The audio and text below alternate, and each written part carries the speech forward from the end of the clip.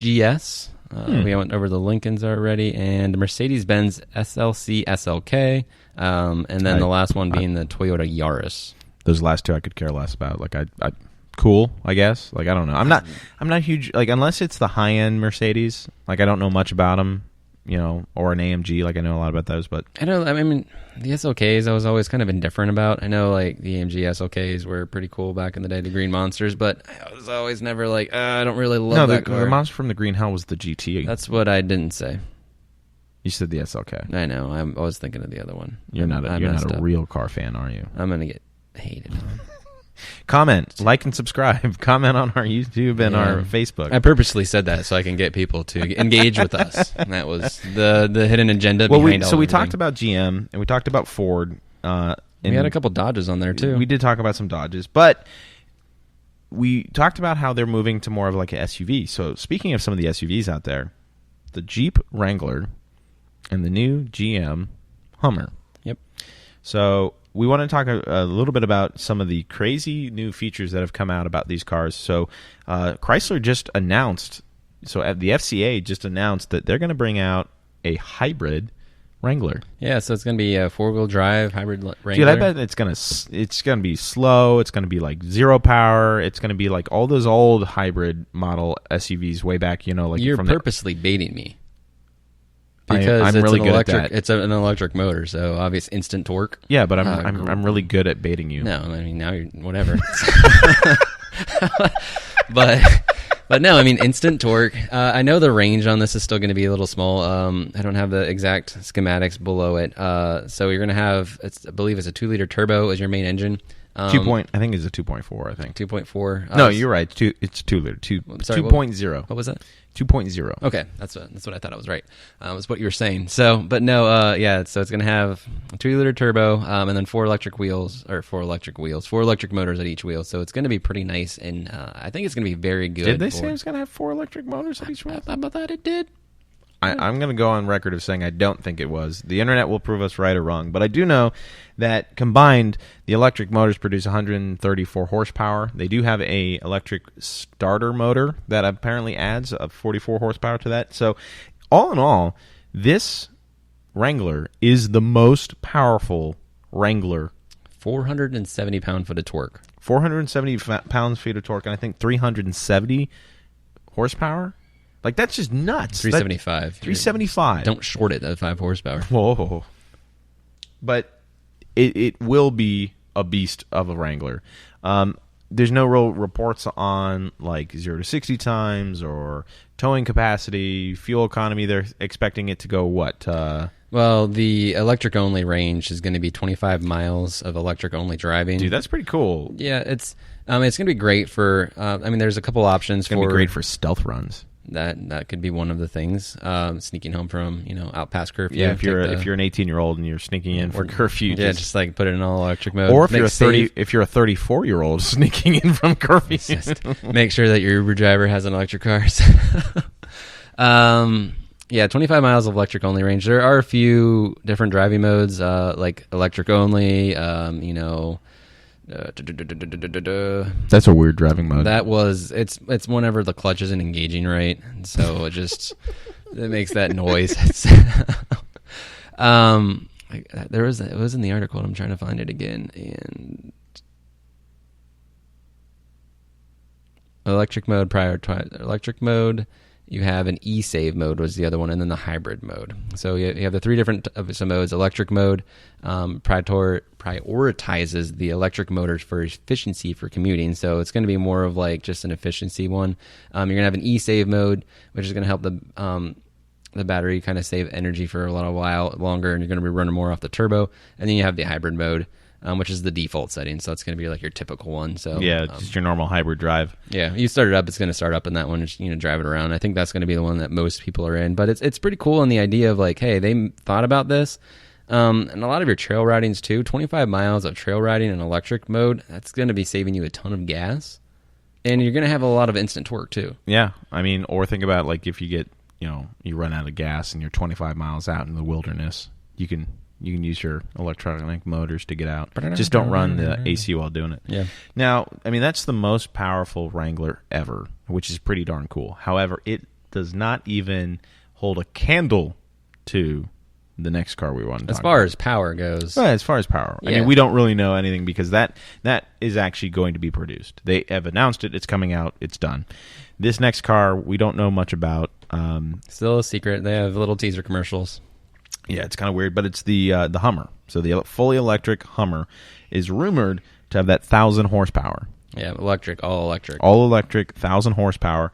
No word on range. I just wanted to bring this one up because, we're talking about hybrid technology. We're talking about electric drives and things like that being implemented in these types of SUVs. And I really do think that we found out, just like with the Teslas, is that now that the electronic motor technology and things like that have been proven and tested and are more widely accepted, we're going to get some really powerful, really crazy SUVs, and they're going to be a little bit better for the environment. I think we're starting to get into it. Like what you were saying is, yeah, we tested these in cars, and then we're just trying to change the application of getting 400 miles of range with a truck. And then I'm also kind of curious to see when we're going to start towing stuff is. What are the towing ratings going to be? How much efficiency can we get pulling a campers? This Hummer will be able to pull a trailer so fast, so hard that it's going to you're going to rip the rest of the trailer off. Yeah, but the question is for how long? That's where it's going to go into. True. So I mean, yes, if you tried to say we're going to make a 300 mile or a 600 mile journey with one fill up for both a fuel and an electric, probably the electric's going to lose. Right. In terms of efficiency. But what I would I talked about a little bit about this, but I don't want to digress too much on it, is that the electric technology for torque is so immense and so great that when you start implementing it into things like 18-wheelers and big rigs, they will be able to pull their weight and what they're calling much faster, more reliably, which then makes it, a lot of people are like, why does that matter? It's going to make it safer for everyone on the road and better flow of traffic. So think about all the times you get stuck behind a big rig at a red light and you got to wait for them to go through the 18 gears, right, to get up to speed. And then you hit another red light and you're like, oh, I'm not never even going to... a big rig, just like a guy, like a lawn service guy. He's just got a regular 2500 HD and he's just pulling a trailer with no offense to them. We're not trying to say don't do better. It's we get it. It's a hard thing to pull. It's a lot of weight. But if the vehicles had electric motors with instant torque, they're going to be able to more effectively start moving, which means you in a car is going to be able to enjoy your drive a bit more. So I think it's the technology moving forward in this direction. I think is really, really cool. And efficiencies. Efficiencies really, and stuff on a motor that's constantly towing and working. Sorry, diesel mechanics. Yeah. But one of the things that they did announce for this car that I just don't know how I feel is the crab walk mode. Yeah, so there's a video out for it where they introduced it, and there's four wheels kind of driving in the sand, and then it comes up to a crab, and the crab's walking sideways, obviously. The car stops. The front wheels and the rear wheels both steer, and it goes diagonal. The Hummer just couldn't wait. It couldn't just let the crab move out of the way and inconvenience it for 2-3 minutes. It had to do this weird walk and go around it. Yeah, it's like imitation. Monkey see, monkey do. Crab see, crab do. So basically, so what this does, not only does it prove that there is a function that the car has rear wheel steering, is that it also can steer both wheels in the same direction. So rear wheel steering allows the rear wheels to change angles independently than the front. And what that has the ability to do is that in a narrow, slow speed turn, your car will turn on a tighter radius because you're not having to really move the outside tires faster than the inside tires. It just allows for a much smoother turn. Go watch monster trucks run around a tiny little arena, right? And you're like, there's no way these big trucks are going to fit in here, and they just zip around, yep. Right? So that's rear wheel steering. And what this showed is that not only can the wheels turn counter, but they can actually turn in the exact same direction. So you can have wheels that at high speed, when you go to change lanes, maybe on the freeway, is instead of the fronts pulling the car into the next lane, is the fronts and the rears change the same direction, allowing the car to just basically drift into the next lane very effortlessly, which helps with high-speed stability. And I think the main thing for this one, too, is what they're kind of aiming towards is this car is going to be, this truck's going to be big. So they really, I've seen images, theoretical images of it, and renders and things, and Like, I don't know. How is it going to be any bigger than like an H2? You never know. Don't That's true. push it. So I think the purpose of it is just kind of going more back to its roots, and it's going to be a big car with, how cities are getting more condensed. So it's going to help it park a little bit easier. I think that's going to be the main applicant for it. Yeah. The interesting thing that goes with it too is we haven't really seen a lot with electric motors and rear wheel steering and the applications that it can go with, because it's a different type of drivetrain. So you have different features where the motors are and how they're propelling the wheels. So we might get more of more of this could be common in smaller cars and vice versa. And as GM implements more and more technology into the electric and drivetrain stuff, I think it will trickle down into some of the lower models. I mean, that's kind of the nice thing of having flagships, is that you can put a lot of technology and research and development into these flagships, and then some of that technology can trickle down into your other models. So, challenging other companies too. Like, hey, we're inventing something, you guys try to keep up. Some little of these quirks might stick around. It Quirks might be and features. Yeah, it might stick around.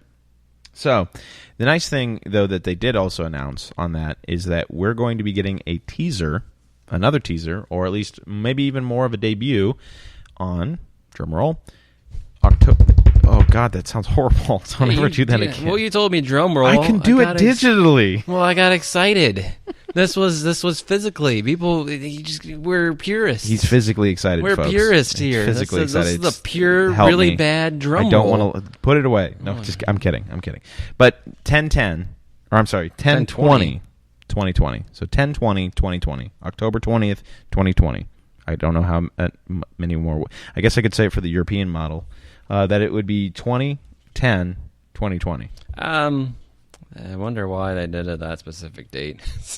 I mean, it just kind of like the numbers. I wonder if there's something behind it.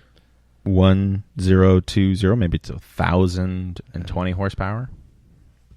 I really just, as much as they say it's going to have 1,000 horsepower, can you imagine a production car having 1,000 horsepower that a lot of people are going to buy?